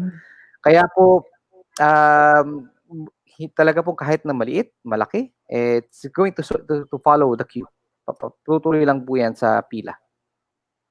Okay, so in a week, is there a target as part of your KPI? Is there a target of approving, say, 5 per week or 10 Marami per po week? tayong marami po tayong targets. Kailangan po siguro may mga isa pong this has already been designed. Ang isang business verifier ay kailangan makapag-evaluate ng ganitong karaming application. Ang isang ganitong verifier ay ganito. No? So lahat po yan naka-factor na po at ito po ay pinaghahandaan na namin. Okay, so 𝗚𝗃_HE𝗸, just to give us that piece that everything's been factored in, it is a process. So kahit naman sa SEM, di ba, pag gusto natin magtapos, parang we have to go through the steps of passing our course kasi ang tanong niya, mga ilang days bago maklaim. So, meron niyang approval, they have to make sure na meron ng negosyo at sa'yo yan, hindi yung babuyan ng kapitbahay. Kasi pwede mo rin naman picturean yung babuyan ng kapitbahay and say, it's yours. So, ang very basic na dokumento for those asking ay barangay clearance because everybody has to go through that and you will have that. That's the easiest way also. Kung we've been in touch with we've been having LGUs as even up to the barangay level. Usually, this is a free service of the barangay that you can easily get. So do that and then show a picture. And then, or 𝗙𝗃, kung mas malaki-laki na kayo, korporasyon, and you have the paid-in capital, everything for the bank, ganyan. Or also financial statement for the bigger types of loan. Ang daming naging tanong. Thank you very much, Sir Frank. Ang dami talaga. Thank you, sir. Thank you. So again, that's going to be open tomorrow evening. Midnight. So, pwede nyo nang, midnight. Kasi first minute of Monday, pwede nyo nang i-collate ngayon yung mga barangay clearance nyo, DTI, kung may FS kayo, and BIR certificate, it can be from the last 2 years, which will show when you were in a healthier standing. And this will be going through also for the AFFI members. Kasi hirap rin ng franchising. I used to franchise milk tea also. It's hard. So yes, definitely will be cascading the information na sinare ni Sir Frank this afternoon. And then I heard from Miss Eloy, Mr. Frank, na you also going later on to roll out something for the LGU. A program. Yes, that's something that we will discuss also. Ma'am Rachel, no, that's a very ambitious program. And we're preparing for that, no. We want to call it the Save 20, no. Ang advocacy po kasi natin dito is that lalo nating maiparamdam sa ating mga kababayan saan mang sulok ng Pilipinas na merong SB Corp. Ano po, no? So ang layunin po natin dito ay makapagtulong ng 20 enterprises, no? Micro enterprises sa bawat bayan ng Pilipinas. And we have around 1,644 po yata na bayan sa buong Pilipinas. And medyo mahirap mong abutin lahat yan. Ano? Kaya pinaghahandaan po namin ng mabuti yan. Kaya katulad po na sinasabi ko kanina, every program that we are proposing and that we are designing are backed by research, are backed by market research, backed by projections. Lahat po yung pinag-aaralan, pinag-iisipan. Hindi po kami basta-basta pumapasok ng isang disenyo na hindi namin maipapatupad. Dahil mahirap pong mangako na pangako ng pangako at hindi naman po kami nanliligaw. Hindi na uso ngayon yun eh. Ganun po ba? Tama po kayo, mahirap pong umasa sa wala, ano po. Kaya po, yan pong ayaw na ayaw namin gawin. At paasahin na wala naman kaming maibibigay. Hindi po natin gusto yan. And so for all the viewers, because someone made a comment, fake news yan, alam mo naman, may mga, di ba, may mga ganyan, nega. But what we really advocate here is that, we spread positive actions. And what I'd always say, just like Sir Frank here, I've worked closely, I've witnessed up close our public service officers, and they're brilliant. They're smart, they work really well, they have good ideas. It's not the traditional when I was growing up, ibang-iba ho yung sistema noon. Sa sistema ngayon, they're very innovative. Like si Miss Luna, if you see her, parang she's a very calm person, parang, and then yet she always pushes the envelope. Yan ang women empowerment. So she thinks of all the steps. So thank you very much, Miss Luna. And we will be in touch again with the Save 20. And thank you kasi si Miss Luna nagsabi, ang perfect na mag-guest sa'yo ay si Frank, ang aming VP. Siya yung nagsabi noon when I reached out to her, and then sabi niya, because Frank, and then even 𝗖𝗲, his staff, his teammate, sabi, ay, alam niyo ni Mr. Frank yung sagot dyan. Because I was giving already advanced questions para ma-prepare at mabigyan siya ng datos. Pero sabi, hindi ako, sige, alam na ho niya yan lahat. So see, that's what I'm saying Parang our leaders now really know and really walk the talk. So hindi sila nagpapaasa. Once again, I can vouch for that because ang kulang lang talaga, ang hirap lang talaga is to spread the word. And the implementation down the ground, hirap rin talaga. And part of that is because we're archipelagic, we have so many barangays, it's really hard. So as Eric can vouch for, even the laws and the government activities, every little thing, it needs public-private partnership, so to speak. Hindi lang puro gobyerno, walang ginagawa. Dapat tayo din, and that's what we want to advocate. So, if there's anything else that you'd like to announce as a closing, Mr. Frank and Eric?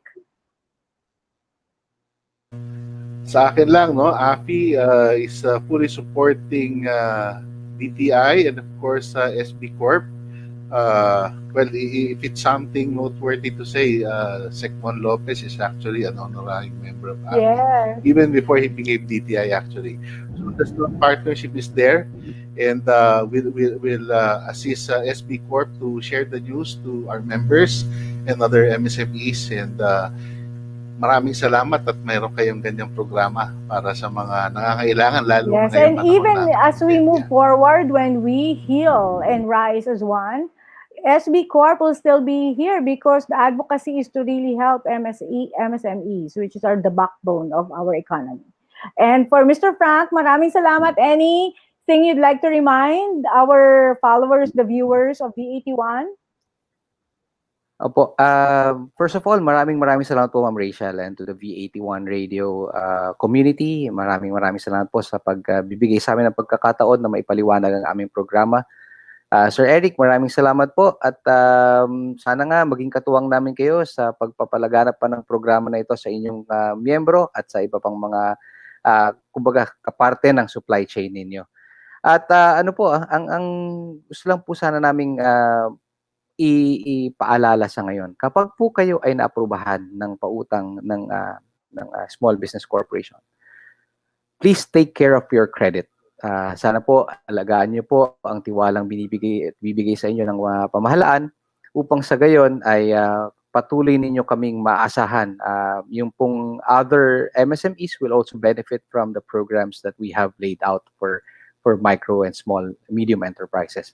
So bukod po sa panawagan na ito, pinapaalalahanan po namin kayo na always please stay safe, and please hanggat wala pa pong deklarasyon na wala na tayo sa pandemya, always maintain physical distancing, and please always wash your hands. Maraming salamat po. Well said. Thank you very much for a very encapsulated, very good reminder for everyone, from taking care of your credit to taking care of your health. And with that, we'd like to close and thank our gentlemen who are so passionate about helping MSMEs. Both of them are really like Eric here is a mentor, and if you need any development training, Eric does that even for SB Corp.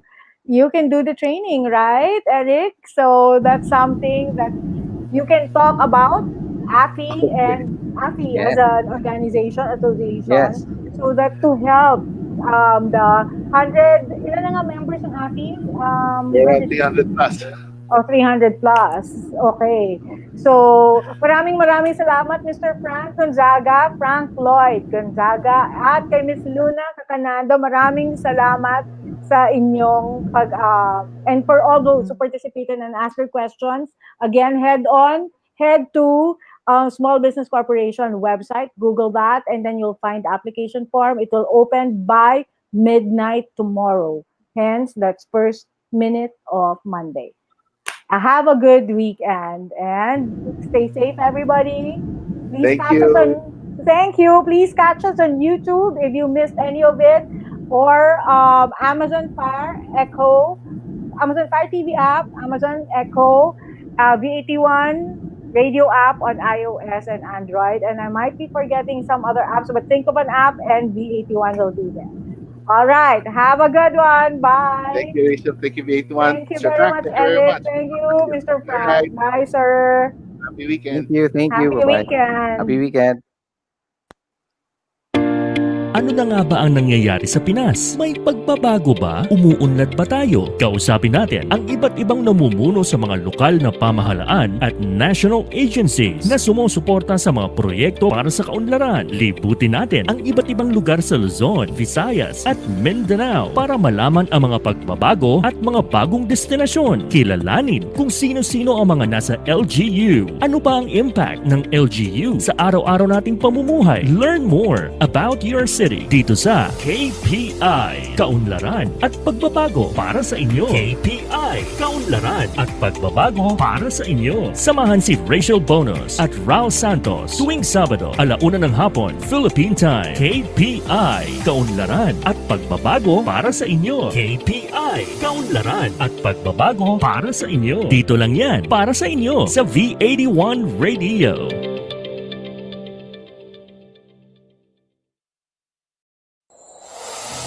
Walang kasing saya ang Paskong Pinoy. Dumaan man ang problema at pandemya, kayang-kayang lampasan basta't nagdadamayan at nagmamahalan. Ho, ho, ho! Merry Christmas! Tuloy na tuloy pa rin ang Pasko dito sa V81 Radio Worldwide. Ito ang paborito ng bawat Pilipino. Basta all hits, all Pinoy, panalo. Merong kwentong iyakan at tawanan. Kahit nasaan ka man, ito'y mapapakinggan.